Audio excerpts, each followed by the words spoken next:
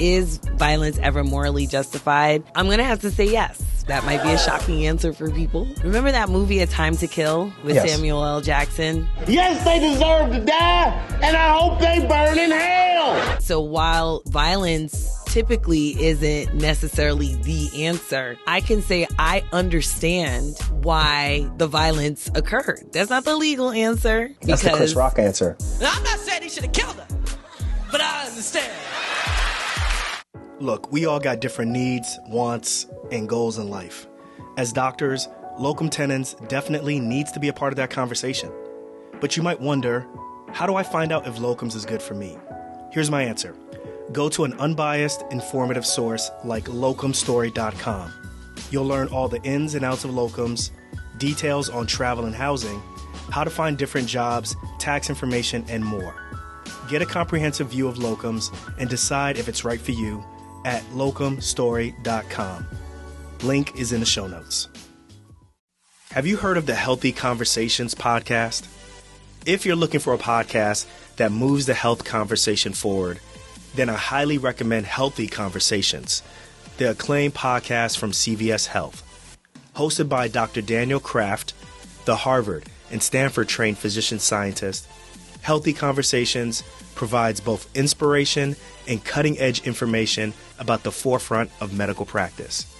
You can find it wherever you're listening to Docs Outside the Box, and don't forget to subscribe. And to make it easier, the link is in the show notes. What's good, everyone? This is Dr. Nee. Welcome to another episode of Docs Outside the Box. I'm joined by my lovely co-host right there.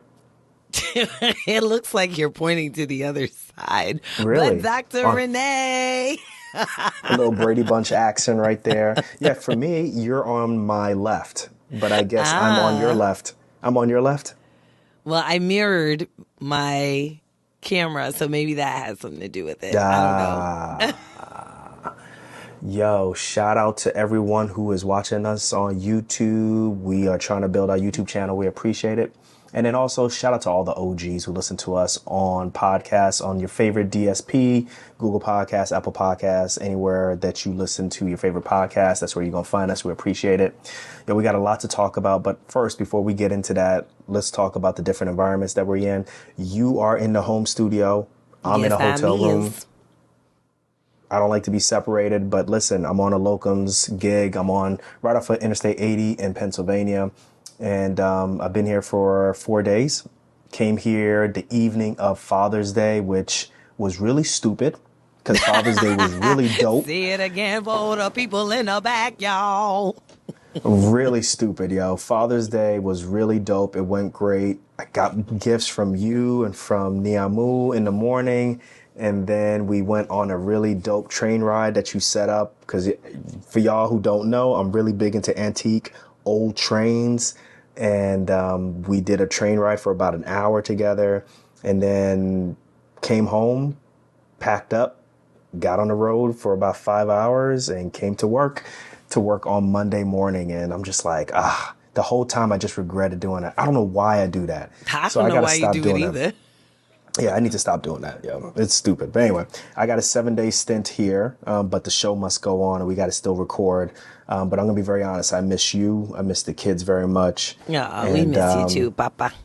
Yeah. But we love the people. We can't deprive them from a great episode. So get up, people. What Jalen used to say. Give the people what they want. Oh, yeah. We got to give the people what they want. Who's that, the P-Funk? That's a good question. I don't know who that is. I think, isn't that George Clinton in the P-Funk? Is it? I don't know. We got to look it up. Give the people what they want. But, guys, nope, it's by the OJs. It's by the OJs. In this episode, guys, we are going to be talking about the slap heard around ACOG, and we're also going to be talking about an article from one of our good friends, Physician on Fire. So, listen, should we get right into it, or should we take a break? What do you think? We have a little bit of time. We have a little bit of time? Okay, let's just jump right into it then. Yeah. Okay, so let's talk about our first topic, which is the slap heard around ACOG. By the time this episode comes out, This situation, it's a video that is floating all through social media, mainly on TikTok and Twitter. But basically, at the ACOG National Convention, I forget the name of the doctor, Dr. William Burke. He's a gynec at Stony Brook. He was giving a talk, and somebody's husband came up, hemmed him up, and slapped him up and basically said, yo, you are a sexual predator. You did something to my wife 7 years ago, and some type of alleged sexual assault or sexual move. During we the don't know time the she specifics. was training. During the time she was training. And listen, for 7 years, I've been thinking about this and steaming about this. Look what you did to my wife, and look what you did to us. And for this, pap, pap, you gonna get it, right? So I'm paraphrasing right now, but basically he came up on stage and physically did that to this guy. Everybody was shocked. Everybody was shook. People were asking for security. People saying, yo, this is not the time.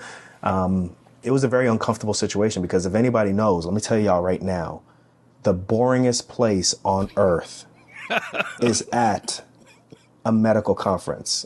And definitely a medical conference by some OB-GYNs. Yo, y'all boring as hell, right?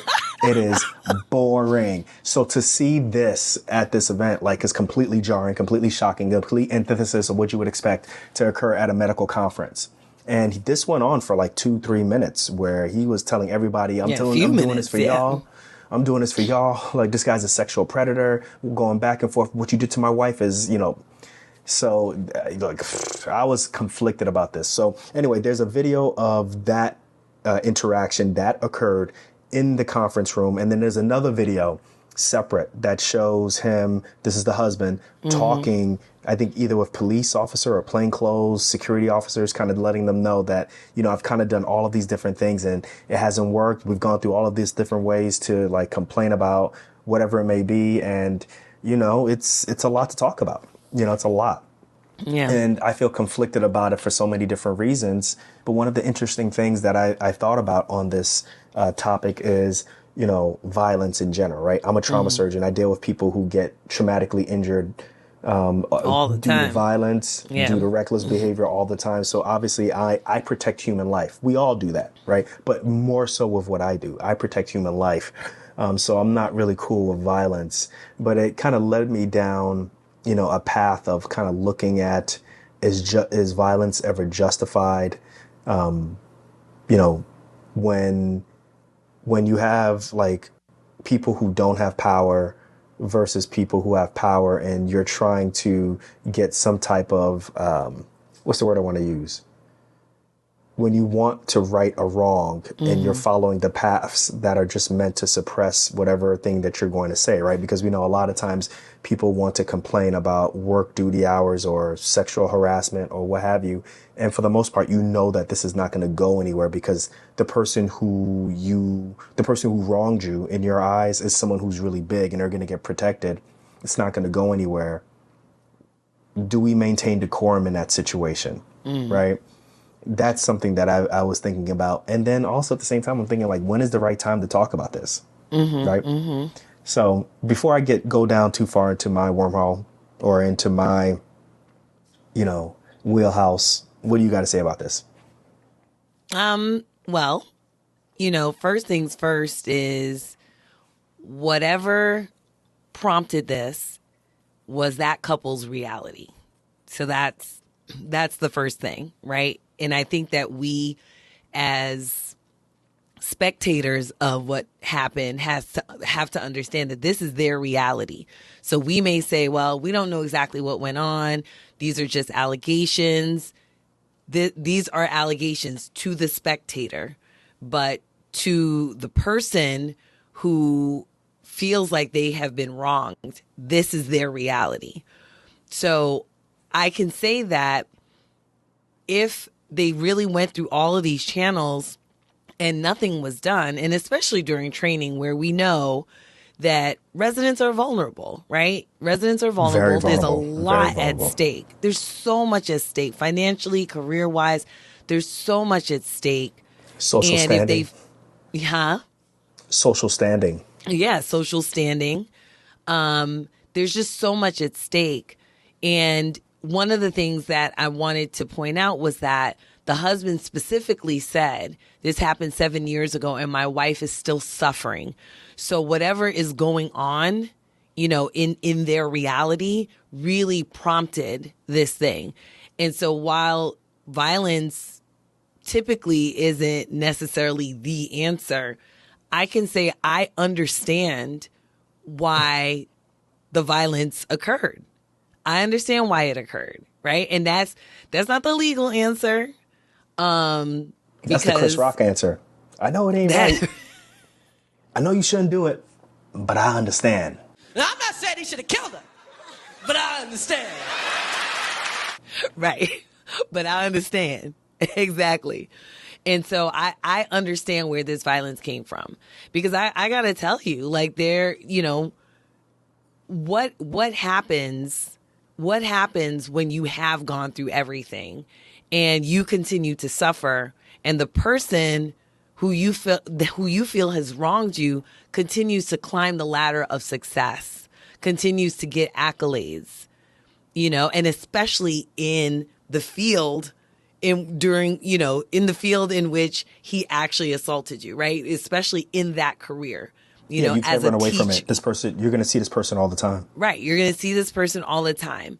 And this person is being rewarded for his participation in the very profession that he might have used to assault this resident, right? That's their reality, right? That is their reality. And so the question becomes, okay, if you are confronted with that reality and it has not been addressed and this person has not been punished, has not at all been addressed in a way to lose something, and you feel like you lost something, then what other recourse do you have? I got some thoughts on this, actually. But before I share that, let's go ahead and take a really quick break, and then we will come right back, okay? What's changed in healthcare? The opportunities, the lifestyle, and you. Now's the perfect time to explore locum tenens and see how it might fit into your career story. Trust me, this is not a one-size-fits-all solution for everyone, and the variety of opportunities might surprise you. I recommend starting your research at locumstory.com, an unbiased, educational resource about locum tenens. You're going to find stories of locum physicians from all walks of life, so you get a bigger picture of the diverse options. The Locum Story website also has a tool that lets you explore locum's pay and demand for your specialty, and even compare to different locum tenens agencies. There's even a simple quiz to see if locums is a right fit for you. Locums could be an essential part of your career that adapts to your needs. Do your own research at locumstory.com. It's easy. Link is in the show notes. All right, we are back. Listen, so I think you bring up a really good point about that. So let's be honest. There's a lot of people in ACOG, women. There was a lot of women there who were saying that call the police, security, this is not the time. Yet, if the allegations are true, this is someone who's alleging that some type of sexual harassment or sexual assault has occurred, right, to a fellow woman participant, fellow, I guess, of ACOG, or whatever you want to call part of ACOG. Mm-hmm. She's a part of that sorority, fraternity, whatever you want to look at it, right? Mm-hmm. When is it the right time to kind of address these type of situations, right? Because oftentimes you will see that, you know, institutions, you know, people can be institutions, but institutions have a way of separating ourselves individually from our behaviors and allowing everything to get absorbed by the institution, right? So if you go through and you follow the decorum of the institution, nothing is going to get done. So what happens when you get exhausted in that situation? When is the right time, right? Because that was one of the main things that a lot of people were going back and forth on social media, particularly Twitter. Why are y'all saying this is not the right time? You should always call it out. They didn't say you should always do violence, but it just said that you should always call it out. Your thoughts are, Dr. Renee, go ahead. Well, I mean, so then my question is, well, when is the right time to harass somebody, assault somebody, injure somebody? When is the right time to do that? Right? Because The reality is there's never a right time to do a wrong to someone. So therefore, it is always the right time to call it out. It's always the right time to call it out. But you know, the thing that's crazy is it becomes a slippery slope, right? Because certain people don't cope with things in a certain way, right? Like, for example, if you correct someone in public or if you correct someone even in private and they don't like the way that you corrected them, like, did you wrong them? Did you embarrass them? Did you cause some type of bruise to their ego that they're going to carry on for a long period of time, and then they come 7 years later and whoop that ass? Like, is that the same thing, the same justification, right? Like, I'm not saying this to be devil's advocate. I'm just interested in, like... That's a good question. That's a really good question. You know, I think when you wrong somebody, right? And I'm not talking about, you stepped on my toe and then you start getting crazy. It's like, you're talking about being accused of egregious stuff. Right. We're talking about accused of an actual crime, right? Like an actual crime against someone, like, some heinous act against someone. That's a different story. And I think if you are committing a heinous act against someone, that you shouldn't be too surprised if that person finally comes out and just says, hey, this is what you did to me, because you had no problems doing it. So you should have no problems with everybody else knowing, right? And that's kind of where I say that if this is their reality, that he had no problems assaulting this woman, then he should have no problems understanding that they're going to say that he assaulted her. Right. Yeah.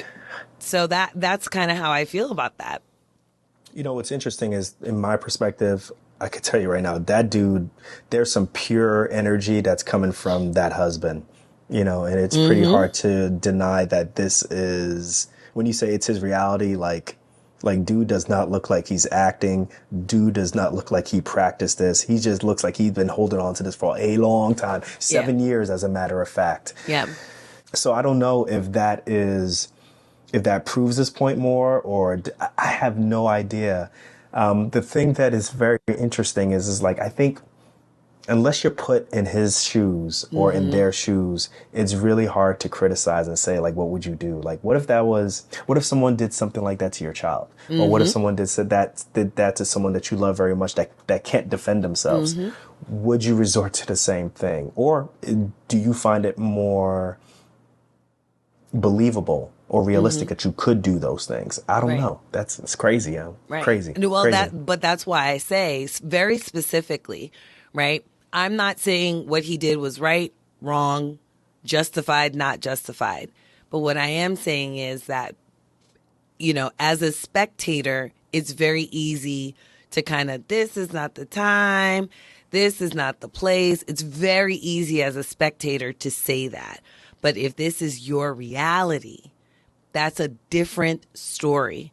If any one of those people in the room had known that young woman and she had confided in them, hey, do you know what happened to me? Now it would become their reality, right? You think so? So you yeah. think that, let's say we remove the violence from it, right? Let's say we remove the violence part from it, and the guy came up. Let's say the husband came up and didn't, hem the guy up, just was like, hey, you did A, B, C, D to my wife. And you need to pay for this. You need to pay for it right now. I want you to confess about everything right now, right? But no violence. Do you think that would have a way different effect? People would believe that? So it's not a question of whether or not people believed it, because nobody said that they didn't believe her. What they said was this was not the time. So look at you trying to get all specific and stuff. Right? No, but that's that's very important. That's very important because, the spectator felt uncomfortable, not because, well, I don't know if this is true or not, or I don't believe it. They felt uncomfortable because of what was happening, right? Because their own realities had been disrupted, right? I'm sitting in the most boring place on earth, a medical conference, and all of a sudden somebody shakes this thing up, right? It is the most boring place on earth. But someone shakes this thing up and I wasn't ready for this. And therefore, I don't want to deal with it. And therefore, I'm going to call security so that I can get back to my level of comfort. That's what was happening. So, but what I'm saying is that if that young lady had known any of those people for years, let's say they had known her for years, and those people knew this had happened to her, and she confided in them, cried over it, did all the things, right, that are consistent with someone who had been assaulted, let's say, right? Then the question becomes, if her husband had walked into the room that day and the people in the audience knew what had happened, knew that they went through all the proper channels, right, and nothing happened, what would they say then? Because now it would become their reality that they know that this happened to this girl, at least their reality, that they know this happened to this girl, right, or to this woman. What would they then say? I don't know. I don't have an answer to that. Right? You know. And so I would dare to say that no one would have said this is not the time, and probably no one would have called security. I think you're pretty optimistic. I don't think so, but I do think that, because I will tell you why. Because when people, I don't know if you ever look at Instagram. Let's just take Instagram and Twitter, for example, right? Like when people are convicted in something, when they truly, truly, truly believe something, they can sit through something that is extremely uncomfortable and co-sign it. Right? They can sit through something that looks completely like, oh man, this looks like it should make people uncomfortable, but they can co-sign it. When you look at people's comments, you can tell where their convictions lie. And so when someone is very convicted in something, if again, the reality for these people who were sitting in the audience was, I know that this young lady was wronged 7 years ago and nothing ever happened to the person who wronged her, then they might actually be able to sit through that because they would feel like she was vindicated, because they felt that, this person was so wronged, and now the person who has wronged her needs to have some sort of consequence. I really think I think Twitter and Instagram are Twitter, Instagram are one space, whereas being in real life, seeing someone, seeing their face, their interactions, and how are you going to react, I think those are two different things. I'm not saying you have a point there. You have a point. But like there's an anonymous or there's a huge space between the person who's putting up the information versus the comments that they write versus like, yo, it's right in front of you and now you got to react. Don't know. Right. But I think you may have a point. So you're talking about keyboard courage. Right. So the one thing that I'm very interested in is violence ever justified? Like, is there some type of morality with violence? Right? Like, can we justify it? And that's something that I've been kind of going back and forth with, like, because there's some people who are saying they're not advocating violence, but they're saying, yeah, we should always talk about this. But there's some people saying like, yo, you dude needed an ass whooping. So I've been kind of looking on the internet and going down this rabbit hole. Found this article from The Guardian back in 2015. It's called Can Violence Be Moral? And it's an article or a think piece that centers around a book that came out in 2014 called Virtuous Violence. You can get it on Instagram, came out in 2014. And basically the book kind of talks about what motivates violence. I haven't read this book, but I kind of looked at a lot of different reviews. Instagram or Amazon? What did I say? Instagram. Oh, I meant to say Amazon. I'm sorry, guys. Yeah. I meant to say Amazon. Right. And what it does is it talks about that the majority of violence that occurs in the world is actually based off of morality. And what we oftentimes get on TV, in the news, what we see from politicians is actually a watered down version descriptive of violence. Violence, a lot of times on the latter is described of like, there's like this joy of causing harm to people. There's like no empathy whatsoever. Like there is an ability to dehumanize people, right? Oh, that person's not human. That's why they did that. Or they lack empathy, or, you know, they just want to cause Depraved. pain. Right. Right. They're depraved. And what that does is it lets us off the hook, because the majority of violence doesn't occur within that wavelength. It actually happens in the wavelength of, I feel like I've been wronged, and in order to right a wrong, I'm going to inflict violence on either an individual or on a large group of people, or, you know, whatever falls in between that, right? So, for example, one thing says, if violence is morally motivated, then punishment is unlikely to be effective, because, as the authors write, people will do what is morally required if they feel their cause is righteous, whatever the consequences. Basically, what they're saying is it's very easy for us to talk about, you know, violence being someone who's depraved, someone who is lacking empathy. But when the majority of us, when countries exact violence on other countries for perceived attacks, or, you know, when there's terroristic attacks, or when in general most people, you know, commit crimes on people who they know, it's mainly because they feel like the moral code has been broken, right? So in this situation, you see a guy who's been struggling with his wife for 7 years, and probably has gone through all of the different, you know, machinations of being able to put a complaint up and seeing if it's going to rise up to actually having some type of consequence and no consequence. Then he feels frustrated after 7 years, because he did say, I've been waiting 7 years to do this. Yeah. Right. Yeah. So, you know, it's just one of those things that I just think about, and it's like, you know, one thing that they didn't mention in here is like the whole notion of decorum, right? Like, in order to keep things normal, violence would be necessary, right? Like, it's okay to keep things normal if violence is needed. But like, if violence is needed to, or if violence is used in any other way, right? I know I'm getting a little bit confused, but if violence is used in it, how about this? I'm just going to read what this says real quick, and it makes it easier for everybody, right? It says, this provocative and radical book shows that people mostly commit violence because they genuinely feel that is their morally right thing to do. It is the morally right thing to do. In perpetrators' minds, violence may be the morally necessary and proper way to regulate social relationships according to cultural precepts, precedents, and prototypes. These moral motivations apply equally to the violence of the heroes of the Iliad, to parents smacking their child, and to many modern murders and everyday acts of violence, right? Like, some people smack their kids or beat their kids because they want to elicit a certain type of behavior, whether it's right or wrong, right? So people from the outside looking in, if you see someone hitting their kid, they'd be like, well, why are you hitting your kid? That doesn't work. But to the person who's hitting their kid, they're like, no, I want to elicit a certain behavior that I think is going to be morally good for that kid, right? So, I don't know.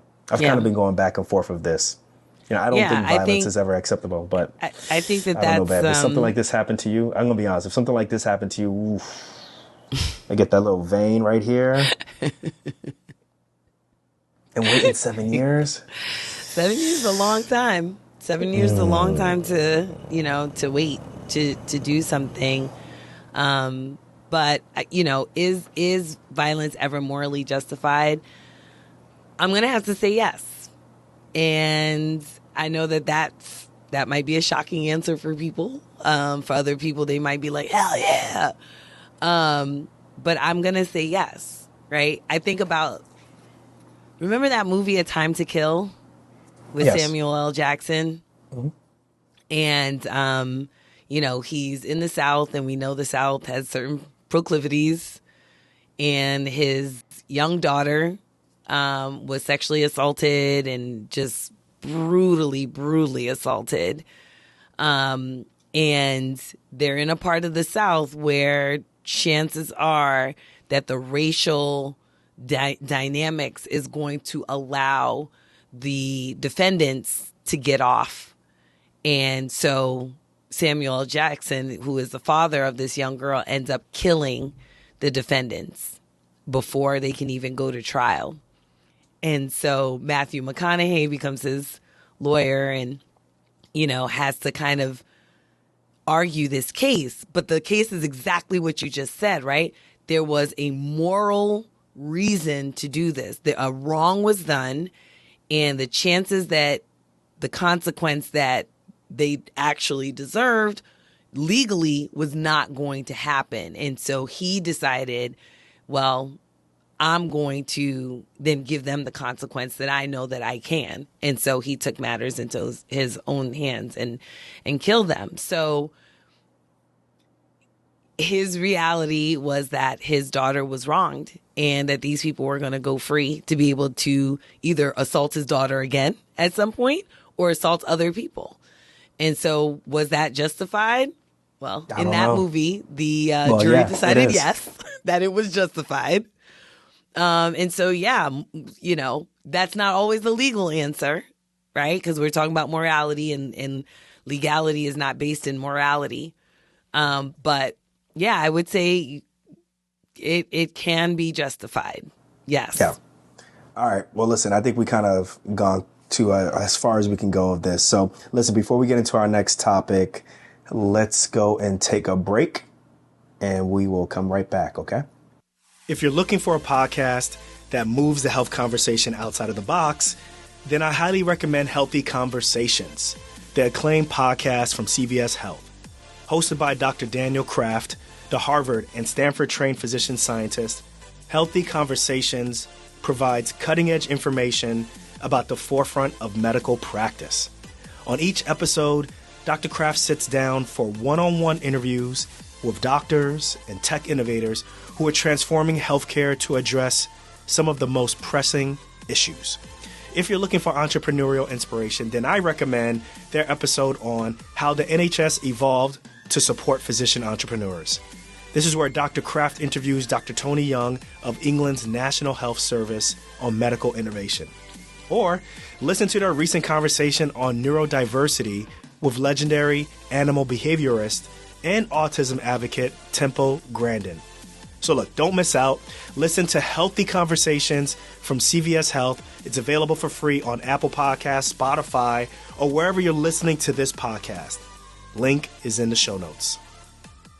All right, guys, we are back. Listen, let's jump into some personal finance. One of our good friends, Physician on Fire, who we've had on the show about 3 times now, he put out an article as a part of a series.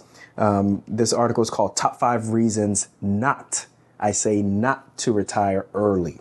Okay. What? Yes, my man said, listen. Anti-fire. He's like, yo, these are the reasons why you should retire early. And actually, this is part of his top 5 series. Okay, so some of the things that he has in his series are top 5 ways to start on the path to financial independence, top 5 ways to take advantage of a strong dollar, top 5 ways to tax law. All right, you guys get the point. Go in there and check out top 5 ways reasons to do just about anything. Right. So this one is the top 5 reasons not to retire early. Okay. Number 1 is you love your job, which I think we all think is a pretty good reason, right? If you love your job so much that you don't want to retire, he gives his reasons for it. Number 2, you can't retire early, right? And mainly you can't retire early is mainly because you just don't have enough money for yourself to kind of go off. You got 529s, you got to pay, you got to fund for your kids. You got some other things that you got to do. You spend a whole bunch of money on vacations and you can't retire early. We won't get into the specifics of that, but you where guys the money going to come from? The third one is you're walking away from millions, right? The math ain't mathin'. So basically, he says, let's keep the math simple. If you can expect to make an average of $250,000 a year and then you retire at 45, instead of 65, you're walking away from $5 million in gross earnings, right? And that's a huge pile of cash, he says. Of course, in the real world where we pay taxes and such, it's not so simple, but in an early retirement can be costly, right? And he talks about possibly how does he justify walking away from millions of dollars so early in his career? So if you guys don't know, Physician on Fire walked away from medicine at the age of 41, I think, or 42, just up and retired and became financially independent. And he's just been traveling the world with his wife and his 2 children, doing homeschooling and just kind of enjoying life. Road schooling. That's 3. Number 4 is you don't know what else you would do, right? So basically you are You don't know if you should do part-time work or you just kind of just do what you do. Like, what And else then would I do? number 5 is you need the health insurance, where this is a big one, right? Like, I don't, I don't know if this is tongue in cheek, but I need basically insurance. you work just to get health insurance. It's like, yo, Well, this I is mean, crazy. I guess, I don't know, maybe but the precondition thing's gone now, so. But maybe you need really good health insurance, that you would not be able to afford if you walked away from the job. I don't know. But yeah, those are his 5 reasons why you should not retire early. And, I don't want to take it in a sense that we're going to go over the entire article, because that's not what I want to do. But I do want to talk about number 3. You're walking away from millions. Like from 45, or that 20-year span from, retiring at 45 to retiring at 65. That's a lot of money on the plate, right? But that's also part of your prime years of, some people look at it, your prime years of making money, but you can also look at it the converse of those are your prime years of living, right? Of being able That's to when travel. your knees still work. Right? That's when you get your eagle on. Can you still get your eagle on? I don't know if I could get my eagle on. Everybody, what do you think? You think I Dr. don't Renee know can get her if eagle on? We're going to have to do a reel about that one. I don't know. I don't think you get your. I think you need some conjointing on that one. I can get my conjointing on. Yeah, I think you need your conjointing on that one. I But can get my ibuprofen on. that is your prime time of just enjoying life, right? Like you did your 20s and 30s trying to get ready, and then the point is you're supposed to work up until you're 65. Save up and then retire from 65 onwards and kind of do all the things that you want to do. But what if at the age of 65 you got high blood pressure, you diabetic, like your kids hate your guts because you missed all of these different things and now you by yourself, or you're divorced, or whatever it may be. But it's almost like Life is life is life, and life ain't got no plan, right? It's got its own plan. And if you're saying that, from that age, I'm just going to keep working, keep my head down and save up, I don't know. That might be a big surprise for you. But like specifically, the reason I bring that up is because when we were trying to have children with IVF, like back in 2015, like we were in it, right? And this is something that, there's exam costs for getting an ultrasound. There's pharmaceuticals that we had to purchase. There's procedures that we had to do, right? And for one round, we're talking on average like $25,000. Yeah. Right. Of IVF, right? In vitro fertilization, right? And we went through about 5 rounds of that. I think went 5 rounds of that, and none of them worked. And there was a point where not in the least. There was a point where I was like, yo, like I spent all this time like delaying, some of the things that I really would want in my life, right? Like, relationship, and then after a relationship, then having children. And now like I'm married, but then we're not going to have the picturesque, life that I would want, right? With children and so forth. And I really sat there. I was like, yo, money can't solve this. And I think oftentimes like that was really a humbling experience for me. Like no matter how much money I throw into this is not going to get better. We got to figure out something out. There's different solutions, but it's probably not going to look like I thought it was going to look. Yeah, our solution was get together and turn on the R&B. The Weekend? No. No, not The Weekend. No, not The Weekend. Maybe on the weekend. Basically, but guys, not what she's saying is that we had our kids naturally, right? And yeah. I mean, look, I'm just gonna get straight to the point. It was a humbling experience, and I think that a lot of times it takes something major in your life. Maybe you figure it out in 10 years, maybe you figure it out in 20 years, but sometimes you still start to realize that money ain't the answer for everything, right? And that it's really about the experience. It's really about being really present. It's really about maybe saying no to someone at work and being there for your kids, or going to that wedding instead of delaying it. I don't know. What are your thoughts on this? Yeah, no, I mean, I totally agree, because we went through the exact same experience, right? Of basically this delayed gratification that almost turned out not to be gratifying, right? At least in the respect of having children. And so, yeah, you start to realize, wow, money really can't fix this, right? Because, and especially when you're in medicine and you just think, well, I'm going to make a lot of money and I know that there are solutions out there and I will just utilize those solutions, right? I will utilize those solutions. And especially as an OBGYN, I'm like, well, I see this work for people all the time, right? This IVF works for people all the time.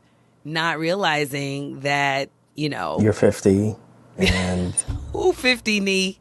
Who 50 knee? Weren't you 50 when we tried it? Anyway, who 50 knee? Anyway, realizing that, my ticket was not going to get pulled. I was not going to win this lottery. I was not going to win this lottery called IVF. It just wasn't going to happen. And it never did. It literally never did. 2 doctors, right? 2 different facilities. You were sabotaging. That's what you was doing. Yeah, okay. 2 different facilities. 2 different doctors, same procedures, different regimens, all kinds of things. And it didn't work, no matter how much money we put into it. So, I definitely agree that you have to kind of think about what role money is playing in your life. I think that for me was kind of the take home, like what role is money actually playing in your life? If money is just to be accumulated, probably not a good idea. You probably want to have a plan, like a 30,000 foot view of what you want your life to look like, because the reality is when you're done with training, that's kind of the end of the road, right? In terms of an immediate view of what your future is going to look like, right? When you get into medical school, graduate in 4 years. You go through residency, graduate in 3, 4, 5, 7 years, right? That. But once you graduate from residency, the rest of that career is very nebulous. You don't know what it's going to look like, right? If you want to be I think for people from our background, people who blue collar backgrounds, when you aspire to become a doctor, there's the mission of helping people. That is no doubt, it's a calling. But also at the same time, I think you got to be I think a lot of people be honest, you expect to have a more than comfortable life. Right, you expect there's a certain social status that goes along with it, as well as there's a certain monetary status that goes along with that also. And I think that, I liken this to, there's a book out there that describes, the world that professional athletes go into where they get paid a lot of money. They get paid a lot of money. And the reason they're getting paid a lot of money, obviously, is for what they can do, and they can bring eyes and attention to, TV and to stadiums and all these different things. But when you ask athletes to articulate and say certain things that are related maybe to things that are not in the sports field, either they, for the most part, they censure themselves because they're scared that whatever they say will limit how much money they're able to make, even though they've accumulated so much money, right? Like the whole thing with Michael Jordan, right? With, his comments on politics back in the day, Republicans buy shoes too, right? And it's it's very interesting that people can have so much money, yet they a lot of times feel chained to actually say what they really feel, live how they really want to live, or say no to certain people and so forth. That happens in medicine, folks. There's a lot of times where you'll see doctors who, may not stand up for themselves, may not set a certain boundary, mainly because they're just used to getting money and they don't want to say no to that. And it's but you do know that, this way in which you're getting money, or this way in which you are trading time for dollars, you're giving a little bit of your soul away. And I think that for me, I think that's why I just decided that, there's a certain range that I want to fit in terms of income, right? But I also know that once you go past a certain point, we can make more. But that means that we're spending less time together. That means that I'm seeing the kids less. That means that we're podcasting less. So like we found like an optimal range where I can continue to be, sharp with my operating skills. I can be continue to be where I want to be clinically, but also at the same time I can be plugged in with what I'm doing right here, right now, Right. And I'm sure you're the same way also. Yeah. That's tough No. though. A lot of people aren't willing to sacrifice that way. No. I mean, I think most people are not actually willing to do what we do, right? And everybody has their own reasons, whether it be financial or not. But I think a lot of people would not be willing to do that, right? I don't want to sacrifice, doing deliveries, for example. Like I want to make sure that I can, do so many deliveries, and nobody can ever say that I don't have enough deliveries. And it's like, well, how many deliveries is enough deliveries, right? 60 in 2 years, usually for locums, is usually what the number is. But if you are employed, right, you're going to get more than 60 in 2 years, right? So I don't know that people are willing to do that because there's a perceived consequence in their heads that they're not willing to take on, right? But the other part of that is, like you said, at what cost? Because there is another consequence, right? Because there's the opportunity cost. If you are doing one thing, you are not doing something else. Something else. Yeah. So I don't know, man. This was a really interesting article. We're going to put this in the show notes. This, once again, is the top 5 reasons not to retire early, by Physician on Fire. And it's very interesting. Very interested in your perspective. Not only am I interested in people's perspective to text us, right? You can always text us and let us know your thoughts at 833-230-2860. But also, I forgot to let other people know in the previous segment that they should text us and let us know their thoughts on the ACOG slap. That number again, guys, is 833-230-2860. Shout out to Physician on Fire for putting these articles out, specifically the one on top 5 reasons to retire early, and then obviously the converse, which is this one right here. I don't know where we are in our path to financial independence. I think earlier on we were on our path to financial independence, but I think that pursuit ended up being too straining for me and too taxing for me. And I think we kind of just realized that we just rather the experience was way more worth the accumulation. Am I describing it right? You know what I'm talking about? yeah, kind of, sort of.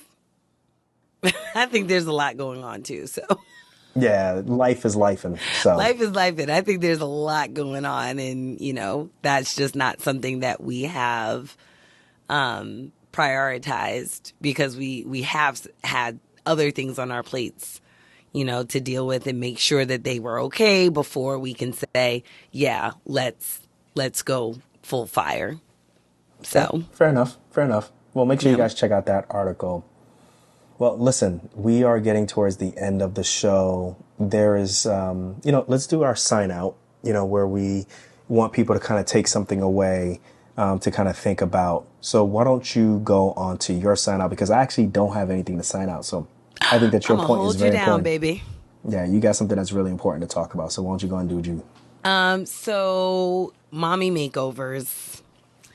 That young woman, Jacky Oh, who recently passed away from getting a mommy makeover, which a mommy makeover, I believe, is kind of like the works of things, right? Like a BBL. So it's a breast augmentation, possible breast lift. It's a buttock augmentation. It's a labiaplasty.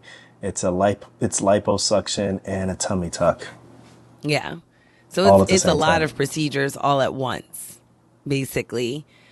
She recently had a baby. She has 3 kids total. Recently had a baby. I don't even think the baby is a year old yet. And she unfortunately passed away during this procedure of this mommy makeover. And, it just got me to thinking about, are we really having enough conversations around the risks of these elective procedures, right? BBLs have been a huge social media topic. It's all over social media. Like, BBL, BBL. You always, people are always trying to figure out who had a BBL, who didn't have a BBL. Is the BBL a filter or is it really real? All kinds of things. But I think we're not having enough conversations about the potential risks. And my question is, if people knew that the risk of dying was an absolute risk, right? So if you were to ask someone, if you actually died for this BBL or for this mommy makeover, would you think it was worth it? Right? I think most people would say no, right? There are things that people are like, if I die for this, it would be worth it. I don't think a mommy makeover would fall into that category. And so I think we just need to figure out for these purely elective procedures. This young woman was in her early 30s, 31 years old, 32 years old? Correct. Correct. And yeah. Has 3 kids, one of which is not even a year old. I don't know if that conversation had been had with her, but if it had been had with her, I don't know that she would have been like, yes, it would even be worth it to die over this procedure. And there's so much going on social media now that the vulnerability of the public or of the people who really desire these types of procedures, it's exploited. The vulnerabilities are through the roof, and people are recognizing that and taking advantage of those vulnerabilities. Yeah, that is very, very real. Listen, I there's so much for me to say as a surgeon, but I don't do BBLs and stuff, but I have taken care of people who have gone overseas and come back with probably tummy tucks that are infected and so forth. It's a problem. It's a problem. A lot of these risks are rare. But like you said, when you are that one person, when you're N of one and it happens to you, then I don't know what the answer is, but this is a tragedy because now you have 3 young children. I think there's 6, 4, and less than a year. Less than a year. And, mom is lost over something that is cosmetic in nature. And that's a problem, you know? So I don't know. It's something that I think probably our industry needs to do a better job of educating as well as standardizing also, Yeah. I mean, yeah, I think the we need to do a better job. vulnerabilities are out there, like I said, and people are in situations where they can fully be taken advantage of, and not fully counseled. So, yeah. Listen. Thoughts out to that family that, those 3 kids, her parents, and DC her young boyfriend, fly. right? No, it's her husband. Or her husband. Yeah, they're married, I believe. Yeah. Yeah. Yeah, DC Young Fly and the whole family. Prayers to them. And if you're a plastic surgeon, you got thoughts on this, or whatever augmentation or aesthetics, you listen to this and you got thoughts, text us at 833-230-2860. Or if you're not in that field and you just want to discuss this more, you have some thoughts and chime in, text us, let us know what's going on. Listen, just because you hear it and you don't remember the phone number, all of this stuff is in the show notes. Check out our show notes or check out the show description if you're watching this on YouTube, and you'll find all the links to everything that we talked about, from all the articles that we talked about to the videos that we talk about to even how to text us and even on how to subscribe. So listen, guys, we are going to be out. We're going to catch you guys on another episode of Docs Outside the Box. Hopefully, the next time you catch me, I will be back in the studio with my voice. I'm trying to keep my voice down because I got next door neighbors and I ain't trying to have them come over here and yank me up. Otherwise, there's going to be some moral justice going on over here. All right. All right, y'all. I'll catch you guys on the next episode. Peace. Peace, y'all.